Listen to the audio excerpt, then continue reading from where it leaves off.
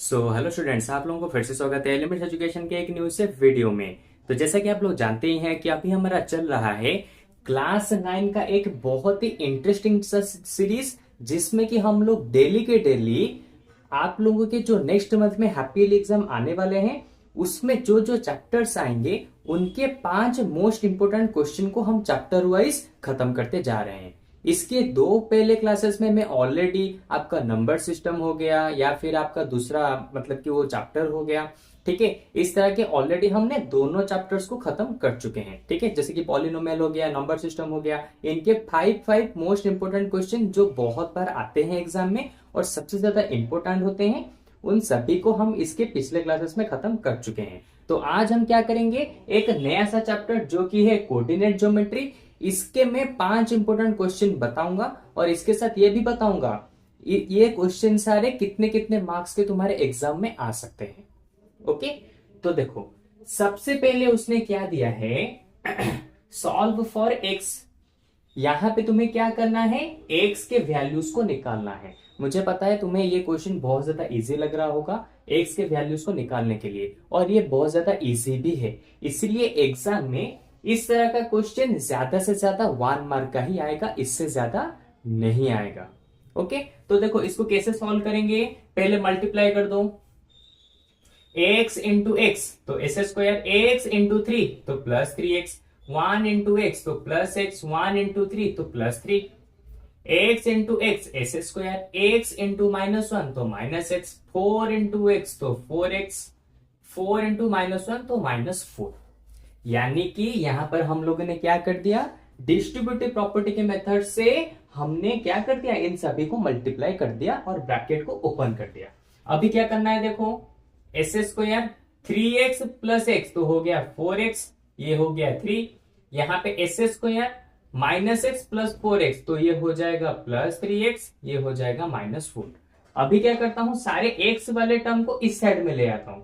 तो देखो S square plus 4x plus S square इस तरफ आएगा तो माइनस एस स्क्वायर, ठीक है, प्लस 3x इस तरफ आएगा तो -3x, यहां पे -4 पहले से था और प्लस 3 को मैं इस तरफ ले आऊंगा तो हो जाएगा -3। तो देखो plus S square minus S square cancel हो गए, 4x से 3x चला जाएगा तो कितना बचेगा, 4x से 3x चला जाएगा तो बचेगा x, -4 -3 होते हैं -7। देखा कितना इजीली हमने इसके आंसर को निकाल दिया। और क्योंकि ये बहुत ज्यादा इजी है इसलिए तुम्हारे एग्जाम में ये 1 मार्क में ही पड़ेगा। हो सकता है कि 2 मार्क्स में आ जाए लेकिन इसके ज्यादा चांसेस नहीं है।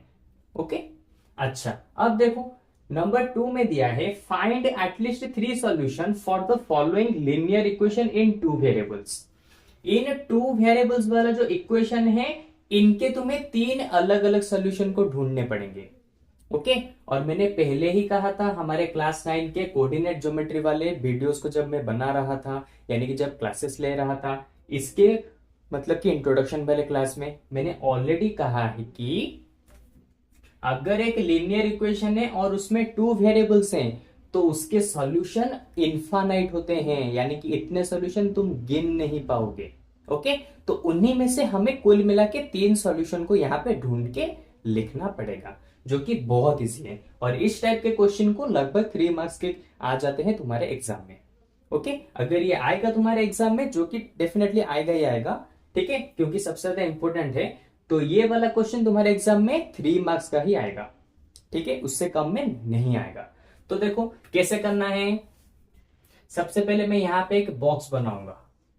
इसने क्या कहा है, 3 अलग अलग वैल्यूज चाहिए ना, तो यहां पे लिखूंगा x, यहां पे लिखूंगा y। तो ये हो गया पहला वाला, ये हो गया दूसरा के लिए, ये हो गया तीसरे के लिए। तो लो तीनों सॉल्यूशन हम यहां पे निकालेंगे।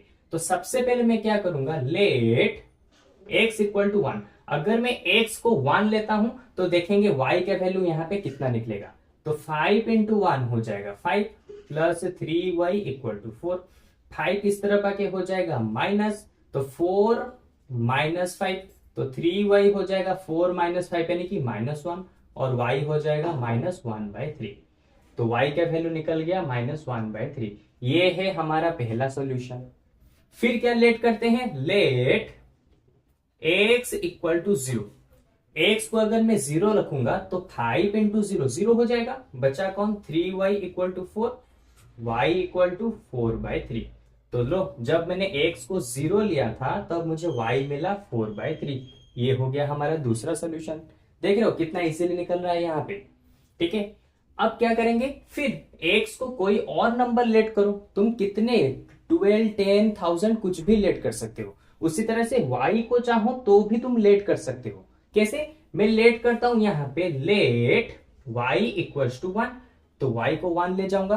तो देखो y इक्वल टू 1 यानी कि 5x प्लस 3 इंटू 1, y का वैल्यू मैंने 1 लिया है ना, तो 3 इंटू 1 हो जाएगा 3, ये हो जाएगा 4।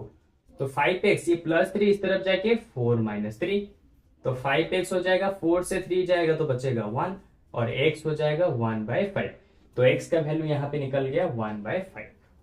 ओके, तो देखो यहां पे हमारे तीनों सॉल्यूशंस निकल गए। ठीक है, तो अब इसको लिखेंगे कैसे, simple, therefore the solutions are, पहला वाला सॉल्यूशन होगा 1 के साथ -1/3, दूसरा वाला होगा 0 के साथ 4/3, तीसरा वाला होगा 1/5 के साथ 1। हमेशा याद रखो सॉल्यूशन को तुम्हें इसी तरह से लिखना पड़ेगा, और x का वैल्यू हमेशा पहले रहेगा जैसे यहां पे रहा है। देख रहे हो, इतना इजीली तुम इस तरह के क्वेश्चन को कर पाओगे। लेकिन अगर तुमने अभी तक इस चैप्टर को अच्छे से नहीं समझा तो प्लीज हमारे चैनल पे वहां पे चले जाओ। यहाँ पे तुम्हें क्लास 9 के, यानी कि इसी वाले चैनल के क्लास 9 के, तुम्हें पूरा का पूरा कोऑर्डिनेट ज्योमेट्री वाला चैप्टर, इंट्रोडक्शन से लेके एक्सरसाइज, एनसीईआरटी के क्वेश्चन, सभी कुछ तुम्हें वहां पे मिल जाएंगे, जिससे तुम इजीली इस चैप्टर को समझ सकते हो। ओके, तो ये तो हो गए हमारे 2 इंपोर्टेंट क्वेश्चन। अब मैं इसको इरेज करता हूं और आगे के और जो 3 इंपोर्टेंट क्वेश्चन है उसको मैं लिख देता हूं, फिर उसको भी जल्द से जल्द सॉल्व कर देंगे। ओके, तो चलो सबसे पहले इसको इरेज कर देते हैं। तो देखो नंबर 3 वाले क्वेश्चन में क्या दिया है, draw the graph of 3x - 2 equal to 0 and 2y - 1 equal to 0। उसके बाद उसने फिर से पूछा है डू दीज लाइंस इंटरसेक्ट। तुम्हें यहाँ पे क्या करना है, इन दोनों इक्वेशन को यूज करके यहाँ पे एक ग्राफ को ड्रॉ करना है, और फिर तुम्हें बताना है इन दोनों इक्वेशन की वजह से जो लाइंस पैदा हुई, ठीक है, क्या वो दोनों लाइंस एक दूसरे को इंटरसेक्ट करती है या फिर नहीं। ओके, इस तरह का ग्राफ जैसा क्वेश्चन तुम्हारे एग्जाम में आएंगे तो 4-5 मार्क्स के ही आएंगे, क्योंकि यहाँ पे पहले तुम्हें इनको सॉल्व करना है, फिर दूसरे ग्राफ पेपर तुम्हारे स्कूल में देंगे, उसको लेके तुम्हें इसे ड्रॉ करना है। ओके, यहां पर तो ग्राफ पेपर नहीं हो पाएगा, मैं तुम्हें रफली यहां पे बताऊंगा कि इसका आंसर कैसे निकालेंगे। सबसे पहले देखो 3x - 2 इक्वल टू 0 दिया है, तो 3x - 2 इक्वल टू 0, तो 3x - 2 इस तरफ चलाएगा तो +2, x हो जाएगा कितना 2/3, और 2/3 का मतलब क्या होता है, 2/3 का मतलब हो जाएगा 0.7 अप्रॉक्स। ओके, ये हो जाएगा 0.7। ठीक है, अच्छा अब देखते हैं 2y - 1, तो 2y, मैं इसको मार्किंग कर देता हूं इस तरह से, अच्छे से पता चलेगा। फिर दिया है 2y - 1 इक्वल टू 0, 2y हो जाएगा -1 इस तरफ चलाएगा तो +1, y हो जाएगा 1/2, और 1/2 का मतलब होता है 0.5। तो लो, यहां पे हमें दोनों के दोनों पॉइंट्स मिल गए। अब तुम पूछोगे सर यहाँ पे फ्रैक्शन को आपने कन्वर्ट क्यों किया, क्योंकि अगर यहाँ पे फ्रैक्शन है तो इसको थोड़ा सा बताने में ग्राफ के ऊपर हमें दिक्कत आएगी, लेकिन अगर डेसिमल होगा ना तो हम इजीली इसको बता सकते हैं कि ये वाला पॉइंट कहाँ पे रहेगा। तो जहां पर भी तुम्हें ड्रॉ करने के लिए दिया हो इस तरह से, तो तुम्हें सबसे पहले उन दोनों इक्वेशन में से x और y के पॉइंट्स को निकालने हैं, उसके बाद जाके तुम्हें ड्रॉ करना है।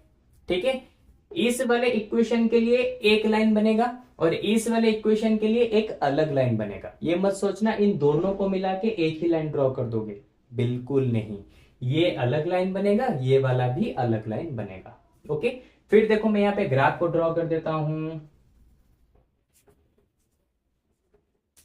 ये 0, फिर 1 2 3 4, ये हो जाएगा 1 2 3 4, ये हो जाएगा -1 -2 -3 -4, ये हो जाएगा -1 -2 -3 -4। ठीक है, तो देखो सबसे पहले इसके लिए लाइन को ड्रॉ करेंगे। एक्स के ऊपर 0.7, तो ये है एक्स एक्सिस, मैं लिख देता हूं। तो एक्स एक्सिस के ऊपर 0.7 यानी कि 0 से बड़ा होगा और 1 से छोटा, तो इसका मतलब ये लाइन इस तरह से यहां पे ड्रॉ होगा। ओके, हो गया। एक्स के लिए 0.7 मैंने यहां पे ड्रॉ कर दिया। थोड़ा सा लाइन टेढ़ा मेढ़ा होगा क्योंकि मैं हाथ से कर रहा हूं। फिर क्या चाहिए, y का वैल्यू 0.5, तो y एक्सिस के ऊपर 0.5, तो 0 से बड़ा होगा और 1 से छोटा होगा। मैं थोड़ा सा इसको यहां पे लिख देता हूं। ठीक है, तो 0 से बड़ा होगा और 1 से छोटा होगा, तो इसका मतलब ये बीचों बीच इस तरह से लाइन जाएगा। देखो, अगर तुम चाहो ये लाइन किसकी वजह से आया है, x equal to 0.7, x equal to 0.7 ऐसा लिख सकते हो। उसके बाद ये लाइन किसकी वजह से आया है, y इक्वल टू 0.5, ये हो जाएगा y इक्वल टू 0.5, तो तुम ऐसा भी लिख सकते हो ताकि पता चल जाए ये दोनों लाइंस किसकी वजह से क्रिएट हुई है। ओके, तो तुम इस तरह से अपने ग्राफ्स को यहाँ पे सॉल्व कर सकते हो। ओके, और अपने आंसर को भी यहाँ पे बता सकते हो। फिर यहाँ पे उसने क्या दिया है, do these lines are intersect, क्या ये दोनों लाइन्स एक दूसरे को इंटरसेक्ट कर रही हैं? हाँ, ये दोनों लाइन्स इंटरसेक्ट कर रही है। Yes, both lines are intersect each other, intersect each other. लो, इस तरह से तुम्हें पूरा का पूरा 5 मार्क्स मिल जाएगा। ओके, क्योंकि ग्राफ्स को बनाने के लिए तुम्हें 3 मार्क्स मिलते हैं और इन सारे आंसर को इसको निकालने के लिए 2 मार्क्स मिल जाएंगे। तो इस तरह से तुम्हारा एक ग्राफ को ड्रॉ करने वाला क्वेश्चन से तुम 5 मार्क्स को ला सकते हो। ओके, तो अब चलेंगे हमारे नंबर 4 वाले इंपोर्टेंट क्वेश्चन, जो कि बहुत ही ज्यादा इजी है। इसमें उसने क्या दिया होगा, find the value of a so that the following equation may have ax equal to 1 and y equal to 1 as a solution of 3x plus ay equal to 6। यानी कि यहां से तुम्हें a के वैल्यू को निकालना है। ठीक है, जबकि x का वैल्यू तुम्हें ऑलरेडी दिया है और y का वैल्यू तुम्हें ऑलरेडी पहले से गिवन है। तो क्या करोगे, बहुत सिंपल है। 3 इंटू एक्स का वैल्यू कितना है 1, तो यहाँ पे पुट कर दो, प्लस a इंटू वाई का वैल्यू कितना है 1, यहाँ पे पुट कर दो, इक्वल टू 6। 3 1 जा 3 plus a into 1 a equal to 6, plus 3 इस तरफ आके माइनस हो जाएगा, तो 6 माइनस 3, a इक्वल टू हो जाएगा 6 से 3 जाएगा तो बन जाएगा 3। देखा, इस तरह के भी क्वेश्चन तुम्हारे एग्जाम में आते हैं, लेकिन ऑब्जेक्टिव बेसिस क्वेश्चन होते हैं ये सब, जो कि होता है 1 मार्क का। ठीक है, लेकिन ज्यादातर आता ही है, इसीलिए मैं यहाँ पे तुम्हें इसको भी समझा दिया कि 1 मार्क के क्वेश्चन, 5 मार्क्स के क्वेश्चन, 3 मार्क्स के क्वेश्चन कैसे आ सकते हैं। ओके, एग्जाम में तुम्हारे लिए एक एक मार्क भी बहुत ज्यादा इंपॉर्टेंट है। 1 मार्क से तुम्हारा फुल मार्क हो सकता है, अगर 1 मार्क भी कर चला गया तो फुल मार्क्स होने से तुम बच जाओगे। तो इसीलिए मुझसे जितना हो सके मैं सारे के सारे इंपॉर्टेंट क्वेश्चन को बता रहा हूं, जो क्वेश्चन इसके पहले वाले एग्जाम में यानी कि एनुअल एग्जाम में आते हैं, बहुत सारे स्कूल के एग्जाम में डालते हैं, इसलिए मैंने इन 500 सिलेक्टिव क्वेश्चन को तुम्हें यहाँ पे बता दिया। ठीक है, ये बिल्कुल भी मैटर नहीं करता कि ये 1 मार्क का है, 5 मार्क का है, 3 मार्क्स का है, बस क्वेश्चन को समझो और अगर इस तरह के क्वेश्चन आते हैं तो उसको सॉल्व करके आओ। ठीक है, तो चलो अब क्या करते हैं, मैं इसको इरेज करके हमारे लास्ट वाले क्वेश्चन को यहाँ पे लिख देता हूं, जो कि होगा इसी ड्रॉ वाले कॉन्सेप्ट के ऊपर। वहां पर भी तुम्हें ड्रॉ करना है, लेकिन वो भी बहुत ज्यादा इजी है। ठीक है, तो सबसे पहले मैं इसको इरेज कर देता हूं। चलो, तो देखो ये वाला क्वेश्चन भी ग्राफ के ऊपर करने के लिए दिया है, लेकिन इसमें सबसे ज्यादा कॉन्सेप्ट वाली ये चीज है कि तुम्हें यहाँ पे डायरेक्ट x का वैल्यू 2 दे दिया है, y का वैल्यू 3 दे दिया है। ठीक है, अब तुम्हें लग रहा होगा कि सर x का वैल्यू 2, लेकिन इसके लिए क्या करेंगे, लाइन कैसे ड्रॉ करेंगे, x का वैल्यू तो सिर्फ 2 ही दिया है। हाँ, अगर ऐसा दिया होता x का वैल्यू 3 होगा या फिर x का वैल्यू 2 होगा और y का वैल्यू 5 होगा, तो हम कैसे कर सकते थे, सिंपल, x का 2 तो यहाँ पे, y का 5 तो यहाँ पे, दोनों को मिला के ऐसे ड्रॉ कर देते, हो जाता। लेकिन यहाँ पे सिर्फ दिया है x का वैल्यू 2, तो इसका मतलब क्या, x के ऊपर 2 लेंगे फिर y के ऊपर 2 लेंगे फिर दोनों को ज्वाइन करेंगे, क्या ऐसा करना है? बिल्कुल नहीं। यहां पे x इक्वल टू 2 ये एक अलग लाइन बनेगा और y इक्वल टू 3 ये भी एक अलग लाइन बनेगा। कैसे देखोगे? सिंपल देखो, मैं यहाँ पे एक ग्राफ को यहाँ पे ड्रॉ करता हूं, ठीक है। ये हो गया x एक्सिस, ये हो गया y एक्सिस। तो ये है 0 1 2 3 4, ये हो जाएगा -1 -2 -3, ये हो जाएगा 1 2 3 4, ये हो जाएगा -1 -2 -3। तो इसने कहा है x इक्वल टू 2, यानी कि x के ऊपर 2 कहां पर है? यहाँ पे। तो अब तुम्हारा डाउट आएगा कि सर इसने एक ही पॉइंट दिया है, तो एक ही पॉइंट मतलब कि मैं सीधा भी ड्रॉ कर सकता हूं, ऐसा भी ड्रॉ कर सकता हूं, या फिर ऐसे ड्रॉ कर सकता हूं? नहीं, यहां पे सिर्फ तुम एक ही तरीके से ड्रॉ करोगे। कैसे? उसने दिया है x इक्वल टू 2, तो यहां पे x का वैल्यू 2 रहेगा, y के लिए कुछ भी नहीं दिया, तो इसका मतलब y के लिए 0 आएगा।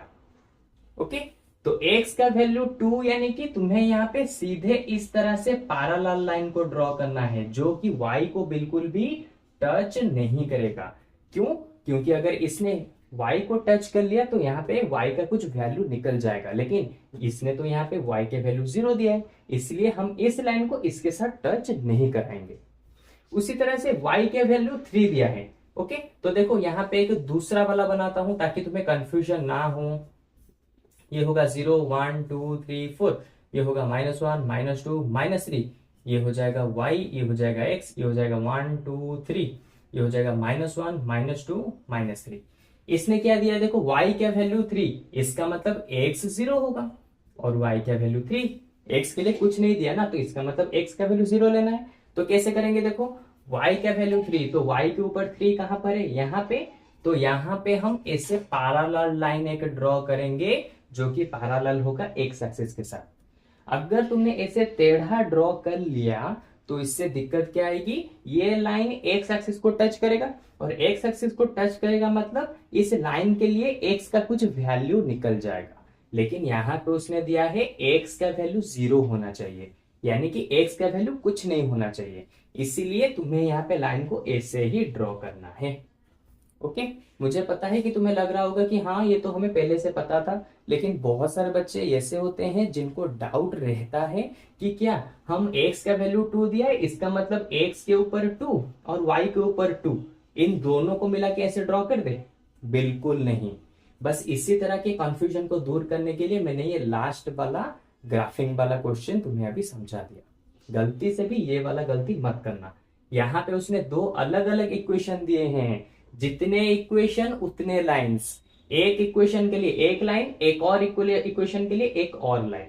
ठीक है, इस चीज को हमेशा याद रखो। तो चलो, आज की क्लास में हम लोगों ने कोऑर्डिनेट ज्योमेट्री क्लास 9 के जो 5 इंपोर्टेंट क्वेश्चन होते हैं उनको मैंने यहाँ पे समझा दिया।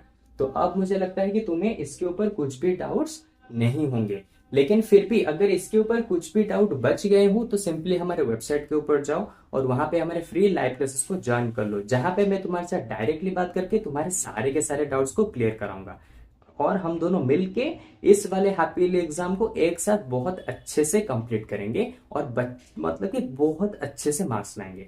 Okay, so best of luck.